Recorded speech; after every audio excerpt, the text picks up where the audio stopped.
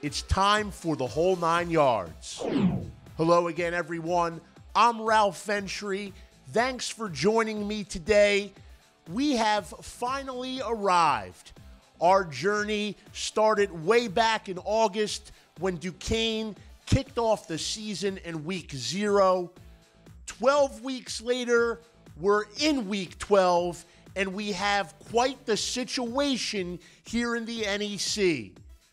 3 teams are clinging to conference title hopes. Those 3 teams also have a path to acquiring the conference's automatic bid to the FCS playoffs. In terms of the NEC's automatic bid, Duquesne has the easiest path. The Dukes just need a win on Saturday. As for Central Connecticut, CCSU needs a win over the Dukes coupled with a St. Francis win over Sacred Heart. And now Sacred Heart, which will be hosting St. Francis, it can acquire a ticket to the FCS playoffs by winning at home and getting a Central win over Duquesne in New Britain. So there you have the scenarios all set up for you as we head into week 12. Now let's head into the opening drive and take a closer look at the games on hand. First up, it's the lone non-conference contest on the week 12 docket. Bryant will visit Washington, D.C. to face a MEAC member for the first time in program history. The Bulldogs, looking to snap a 3-game slide, finish the season on a high note. They're facing Howard on Saturday. As you may be aware, the Bison have quite a talent at the quarterback position. Kalen Newton, the younger brother of Carolina Panthers star Cam Newton, is averaging nearly 300 yards of offense per game. I'll be looking to see if Tom Costigan and the Bulldogs defense can bottle him up in the regular season finale. Costigan, a preseason All-American, has led the NEC in tackling from wire to wire. For him, this will be the finale to an illustrious Northeast Conference career. You can watch Costigan lead the Bulldogs up against Howard, 1 p.m. on ESPN3. Moving down the docket to our first of 3 NEC matchups in Week 12, Wagner heads out west to visit Robert Morris. One similarity between these 2 teams that jumps out is the production they've gotten from the tight end position. Wagner senior Chris Woodard is second on the team in receptions. He has 5 touchdown catches this season. Not only has he been a reliable target in the pass game, but he's also important as to what Wagner tries to do in its rushing attack. As for Robert Morris, tight end Matthew Gonzalez has exploded onto the scene this season. He leads the Colonials in receiving yards. He has 11 touchdown catches this year. That leads the Northeast Conference. Now, neither of these teams are playing for a conference title on Saturday, but this regular season finale still has plenty of importance to Wagner head coach Jason Hotelling and his Seahawks. And this is a huge one. This is a huge game this week, and I think the guys went into last week saying the same thing. Anytime you play a Northeast Conference game, it's a big game. So it is the last one. For a lot of these seniors, obviously they want to go out and play their best football game the last time they're on a field. So, as for the Week 12 opponent, here's what Coach Haas expects from Robert Morris. It's a really talented football team. Coach Clark, I know it's his first year. He's trying to get it, his system, his players in there, but he's got some athletes that can really run. Their tailback's a very impressive young man, quarterback. Defensively, I think they're very athletic in the back end. Their linebackers do a good job. They got 2 D tackles that look like they're really good players. So I just think all in all, it's a bunch of athletes, and he'll do a good job having them ready to play hard. Two games with title implications on the Week 12 docket. First up, Sacred Heart hosting St. Francis at Campus Field. This one is a battle between the NEC's top-ranked rushing offense and the league's best rushing defense. Sacred Heart has put itself on the cusp of a conference title, needing only a win to clinch at least a share of the crown on Saturday, and the Pioneers have done so with a strong rushing attack. The two-headed monster of Jordan Meacham and Julius Chestnut has taken the Northeast Conference by storm. Both backs averaging right around 6.5 yards per carry. They have torn it up in the past 3 weeks. Chestnut, the freshman, and Meacham, a senior, have combined for 1,084 yards over the past 3 games. That's more than 350 rush yards per contest in 3 consecutive NEC affairs. Sacred Heart head coach Mark Nofri loves what he's seeing from his 2-star tailbacks and his offensive line. They've done a great job. They're tough, like I said, they're tough, hard-nosed kids, and they're very talented. Those guys up front are just physical, and they're doing a job. And then you can give them the ball to 7 or 22, and they just find the hole. Both of them run hard. They do both have breakaway speed, and they make great cuts, and they have great vision. And you just give them a crease, and next thing you know it's 6-7 yards, and maybe you look, and it's into the secondary, and next thing you know they're running for 40 or 50. So now, opposing defenses, beware. It's not just Meacham or Chestnut who can hurt you. Quarterback Kevin Duke has wheels as well.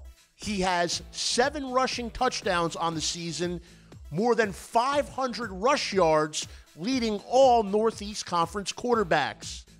St. Francis senior linebacker Ben Bruni knows that he and his teammates must prepare for what's actually a 3-headed monster up at Sacred Heart. They got a great group of backs, number 22 and number 7. The quarterback's really good too. He's pretty mobile. Honestly throws the ball pretty well too. So we expect them to probably try to run the ball, but we don't think a lot of teams can run all over us. So we got that mindset every week, and we're going to keep that mindset going into this week. Now, Bruni is SFU's leading tackler, more than 8 stops per game. He's a key reason why the Red Flash are limiting opposing ball carriers to only 3.2 yards per rush attempt. St. Francis has surrendered only 8 rushing touchdowns in 10 games this season. Another reason why has been the exceptional play of strong safety Hakeem Kennard. The senior has been all over the field this year. In addition to blitzing the passer, covering opposing receivers, he's been extremely stout in run defense. Needless to say, Kennard, Bruni, and the Red Flash will have their hands full in a high-stakes battle Saturday at Sacred Heart. You can watch it live on NEC Front Row, kickoff at high noon. And now for our featured NEC Game of the Week on ESPN3. It's Duquesne visiting defending NEC champion Central Connecticut. Both of these teams can clinch at least a share of the conference crown by winning in Week 12. Duquesne and Central Connecticut were the top 2 teams in the NEC preseason coaches poll. They are 2 of 3 teams tied atop the conference at 4-1. They are the top 2 scoring offenses in the Northeast Conference this season. Both offenses have benefited from some all-time NEC greats. First, for Central Connecticut, senior quarterback Jacob Dogala went over the 7,900-yard mark for his career. That moved him into 5th place on the Northeast Conference's all-time passing yards list. looking to become only the 5th man in NEC history to pass for more than 8,000 yards in a career. Dogala currently leads the league in completion percentage and passer efficiency rating. Moving over to the other side, where the Dukes have a pair of all-time NEC leaders, junior running back A.J. Hines, with more than 3,500 rush yards, has moved into 12th place on the NEC's career rushing list. Meanwhile, senior receiver Nahari Crawford, he has a bevy of accomplishments to sort through. More than 2,500 receiving yards. That's 9th all-time in NEC history. He has 172 receptions. That's tied for 10th in league annals. And then 30 career touchdown receptions. That's the 6th most in league history, just one away from moving into a tie for 5th place. So the top 2 scoring offenses in the NEC, Duquesne and Central Connecticut, they're doing it with some rather accomplished veterans leading the way. One more note about this high-stakes matchup on Saturday. Both of these teams are strong at the safety position. Now, Duquesne has plenty of capable bodies in their defensive backfield, and that unit received a boost in Week 10. Former All-NEC first-team safety Abner Roberts saw his first action of the season. He missed the first 9 weeks recovering from an off-season surgery. He made it back in time for the stretch run, started the game at Wagner, played in last week's victory over Sacred Heart. In 2 games since returning, A.J. Roberts with 14 total tackles and a pass breakup. You can bet that Coach Schmidt and company are glad to have him back, adding more firepower to an already very capable defensive backfield. As for CCSU, they have an emerging star at strong safety. We'll talk about him in our next segment. As for now, set your alerts for 12 o'clock on Saturday afternoon. Duquesne at CCSU, a lot on the line. Paul Dottino, Kevin Gilbride, John Schmelk on the call. Watch it on ESPN3. You won't be sorry you did. Time to check in on the NEC stock market. I'll tell you whose value is on the way up. And as promised, it's that Central Connecticut State sophomore safety, DJ Exelholm. He just picked up his 2nd Defensive Player of the Week award during conference play. In last week's win at St. Francis, he recovered a fumble early on, and then in the 4th quarter, he stepped up to provide the turning point of the game, a huge interception to deny SFU in the red zone. CCSU scored on its ensuing possession and marched to a 30-14 victory, keeping their title hopes alive. So a big play by a primetime performer who is leading CCSU in tackling this year. Exelholm, nearly 6 tackles per game, 3 fumble recoveries on the year. He's strong against the run. He's strong against the pass. He is DJ Exelholm, and his stock is on the way up. I'm calling my Twitter timeout. On the tweet sheet this week, we take a look at Duquesne running back A.J. Hines. He's been on a tear of late, more than 200 scrimmage yards in each of his past 4 games. He knows what's at stake on Saturday, and it appears that he's ready for the rematch between CCSU and Duquesne. In last year's meeting between these two sides, a game that decided the NEC's recipient of the automatic bid to the FCS playoffs, Hines had himself quite the day. He ripped off a long touchdown run in the fourth quarter of that game, bumping Duquesne's lead to 27-14 with just over 6 minutes to go. But then, of course, CCSU's Jacob Delgado led the team back from a 13-point deficit. They took a 28-27 edge with just over 2 minutes to go. Duquesne drives down the field, sets up for the possible game-winning field goal, but it goes wide. CCSU hangs on to win, goes to the FCS playoffs, and obviously A.J. Hines hasn't forgotten about that one. He and the Dukes will get their chance at redemption. Duquesne at CCSU, the high-stakes NEC game of the week on ESPN3. Blue 42, Omaha. Omaha, it's time for the NEC Audible. Now, Sacred Heart could have locked up a share of the conference crown as well as an automatic bid to the FCS playoffs by winning at Duquesne in Week 11. Unfortunately for the Pioneers, they came up just short, falling 28-24, but all is not lost for Sacred Heart.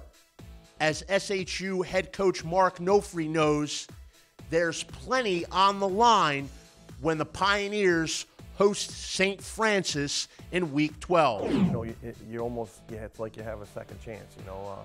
I don't want to say a redo, but you have a chance to be co-NEC champs, which is something, if you had said to the kids, hey, listen, the day we checked in, August 2nd, if you could be sitting there last game of the year playing St. Francis for a chance at being, at the very worst, co-champs of the NEC conference, would you sign for that, and would everybody be in? And I think you'd get pretty much everybody raise their hand and say yes.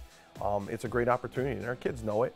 We were picked, 6th or 7th in the conference this year, and here we sit in a three-way tie with Duquesne and Central Connecticut. And I told the guys the other day, I really don't care what happens in New Britain this weekend. That's out of our hands, and we're not worried about that or even looking at that. Our concern is to focus on St. Francis, handle our business, and at the very worst, you're co-champs in the NEC conference, and it's something that you work for year-round to be have a shot at being a conference champion. That's amazing, bro. So how about those Northeast Conference ball carriers? When it comes to running back talent in the FCS, some of the best is right here in the NEC. You don't believe me? Just look at the numbers. 3 of the top 5 rushers in the nation are Northeast Conference running backs. The NEC heads into Week 12 with a trio of 1,200-yard rushers. Of course, there's Ryan Folse at the top, the Wagner senior, 2nd overall in FCS. He has nearly 2,800 rushing yards in just under 2 full seasons for the Seahawks. Then we have Sacred Heart's Jordan Meacham. What a senior season he's having. 1,277 yards with another game to go. And then the aforementioned A.J. Hines. We're taking a little liberty here by calling him a 1,200-yard rusher. We're rounding up slightly, but he did miss 1.5 games due to injury. So A.J. right on the cusp of 1,200 yards. He has 3 consecutive 1,000-yard rushing campaigns. So shout out to these 3 men who are running wild in the NEC. 3 1,200-yard rushers, and the season isn't over yet. Now, stats amazing. So that'll do it for our show. Week 12 edition of the Whole 9 Yards is in the books. It's been a pleasure to talk Northeast Conference football with you all season long. We appreciate your support. Don't forget to check out our NEC Game of the Week on ESPN3. And come back to us on Tuesday for the final regular season edition of the Super 7 Top Plays Countdown. For NEC Front Row, I'm Ralph Ventre. It's been real.